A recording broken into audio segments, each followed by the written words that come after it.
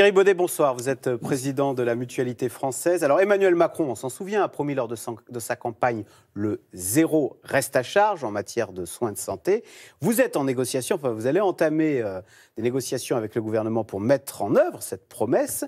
Et pour bien savoir de quoi on parle, vous venez d'interroger les Français sur ce reste à charge. Que vous disent-ils? Que vous ont-ils dit dans ce baromètre? Très simplement, les Français, ils disent qu'ils souhaitent pouvoir accéder à des soins nécessaires de qualité en tout lieu du territoire, sans débourser d'autres sommes que leur cotisation à la Sécu et à leur mutuelle.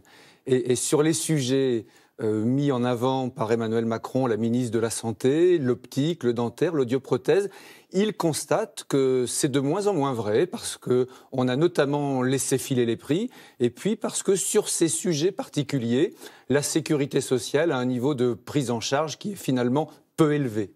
Alors c'est vrai que le reste à charge, notamment en matière de lunettes, est celui qui est le plus dénoncé. Il y a 69% des Français qui dénoncent la hausse de ce reste à charge. C'est une réalité, les lunettes sont en France plus chères qu'ailleurs et ce qu'on doit payer de notre poche est plutôt plus élevé qu'ailleurs? Plus élevé qu'ailleurs, c'est pas certain parce qu'on a un système en France, quand on fait des comparaisons internationales, qui montre que le reste à charge qui est payé par les Français en bout de course est plutôt moins élevé que dans les autres pays européens. Donc je pense qu'il faut toujours se rappeler de cette donnée-là. Mais quand on observe spécifiquement les lunettes, d'abord, on constate des grandes disparités tarifaires selon l'endroit où on vit sur le territoire. Ça peut aller du simple au double. Et puis là encore, quand on fait des comparaisons internationales, on observe que le prix des lunettes, il est plutôt dans la fourchette haute de ce qu'on constate chez nos voisins. Alors je vais donner un chiffre moyen, ce n'est qu'une moyenne. Un équipement moyen, une paire de lunettes moyenne, c'est 137 €, avec un reste à charge moyen de 167 €. On comprend bien que ces chiffres varient. 167 €, pardon, de reste à charge, sur un équipement de 437 € en moyenne. Ah d'accord, donc une paire de lunettes, c'est 450, enfin on dépense 450 € en lunettes, et là-dessus le reste à charge est 167. Voilà, c'est une moyenne. On comprend bien que si on a une simple presbytie ou une forte myopie, ce n'est pas le même type d'équipement, ce n'est pas le même type de verre, ce n'est pas le même tarif, mais c'est une moyenne. Alors pourquoi est-ce que ça a autant augmenté? Pourquoi est-ce qu'en France c'est plutôt plus cher qu'ailleurs? Et puis pourquoi est-ce que d'un département à l'autre, les prix peuvent varier du simple au double? La faute à qui? Premier élément, on observe que quand on laisse les tarifs libres, d'une certaine manière, on observe un ajustement des prix sur les territoires en fonction du niveau de vie, en fonction de la capacité contributive des patients. Globalement, un équipement, une paire de lunettes, c'est plus cher sur l'axe Paris-Lyon-Marseille et dans des halos autour de grandes agglomérations que dans des territoires qui sont plus ruraux. Ça, c'est le premier élément. Et puis le deuxième élément, c'est qu'en matière d'optique, notre pays, il a une grande atypie.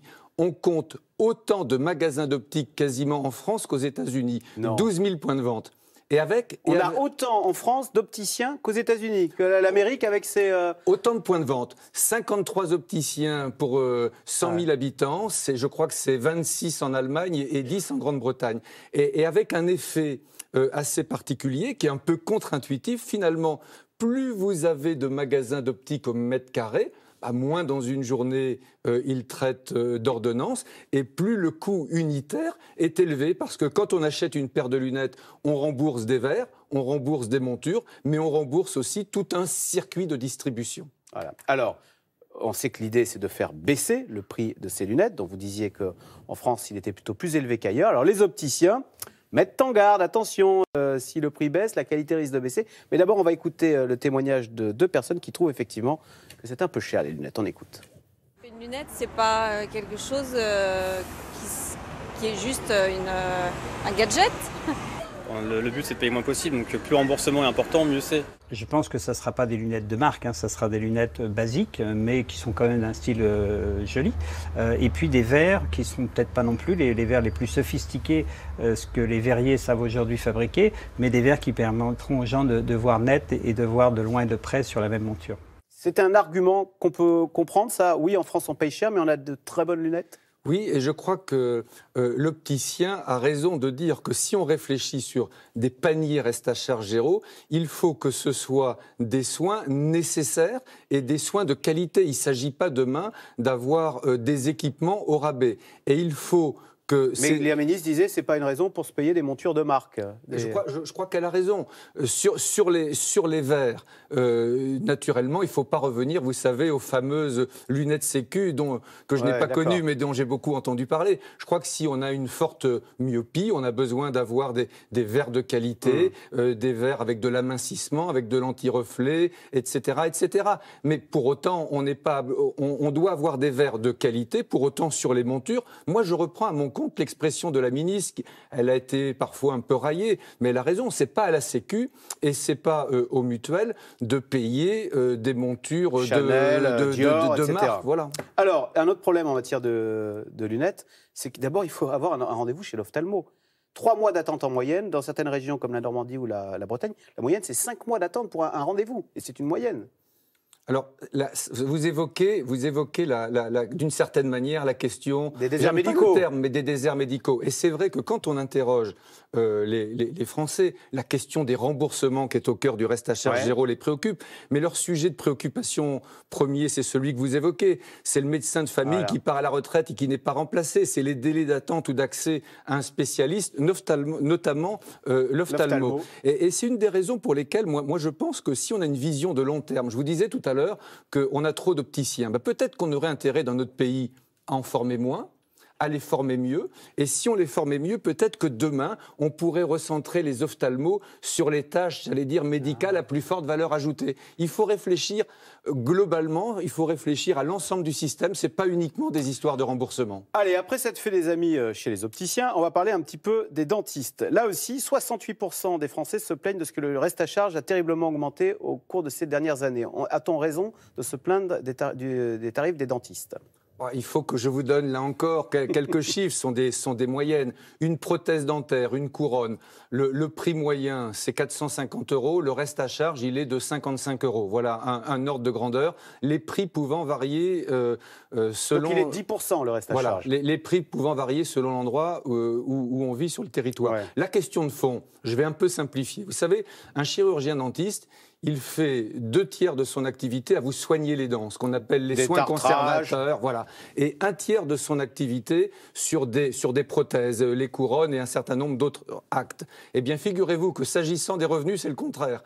1/3 de ses revenus sur les soins conservateurs, 2/3 de ses revenus sur les soins prothétiques. Ça signifie donc que finalement, les chirurgiens dentistes, on les a mis dans cette situation-là. Parce que là encore, quand on fait des comparaisons internationales, on observe que les soins conservateurs, les soins les plus courants, ne sont pas rémunérés à leur juste valeur. Et ils ont tendance à ne plus vouloir le faire, ça, du coup, ces soins préventifs mal rémunérés, vous dites ? S'ils étaient dans des logiques uniquement financières, ils auraient intérêt à pratiquer des actes d'une certaine manière qui sont plus mutilants. Ouais. Donc il faut que la Sécu prenne sa part, ce qu'elle est en train d'essayer de faire. Il faut commencer par changer le modèle économique des chirurgiens dentistes pour mieux revaloriser les soins conservateurs. Et une fois qu'on l'aura fait, on pourra alors avec eux discuter, j'allais dire, à mon sens, d'une diminution du coût des prothèses. On n'a pas le temps de parler des prothèses auditives, mais là aussi, on sait, c'est 1 500 € par oreille. Et le reste à charge est de la moitié, je crois, pour le coup. C'est le plus grand sujet pour les Français. 1 500 € d'équipement par oreille, plus de 850 € de reste à charge en moyenne. Et on pense dans notre pays que 1/3 seulement des personnes malentendantes sont équipées. On a de gros progrès à faire sur ce sujet. Sur ces 3 points, ça va progresser. On arrivera au fameux zéro reste à charge d'Emmanuel Macron ? Il reste peu de temps, hein. Plutôt oui, non. Si ce n'est pas sur tous les soins, oui. Si tout le monde y met du sien, les professionnels de santé, les financeurs, les mutuelles, mais aussi l'État qui a le levier fiscal qu'il peut utiliser. Ah oui, vous militez pour une baisse de la TVA sur ces soins indispensable. Voilà, en tous les cas, vous avez bien posé le problème, on l'a bien compris, et on souhaite que vous alliez maintenant au bout et que cette promesse arrive, zéro reste à charge. Merci beaucoup Thierry Baudet, donc président de la Mutualité française. Vous restez avec nous tout de suite. Caroline Roux, c'est dans l'air, qui revient sur cette interview En Marche, puisque hier, Emmanuel Macron a répondu aux questions de Laurent Delahousse sur France 2, tout en déambulant dans les pièces de l'Élysée. C'est dans l'air est intitulé ce soir, Macron, confidence au château.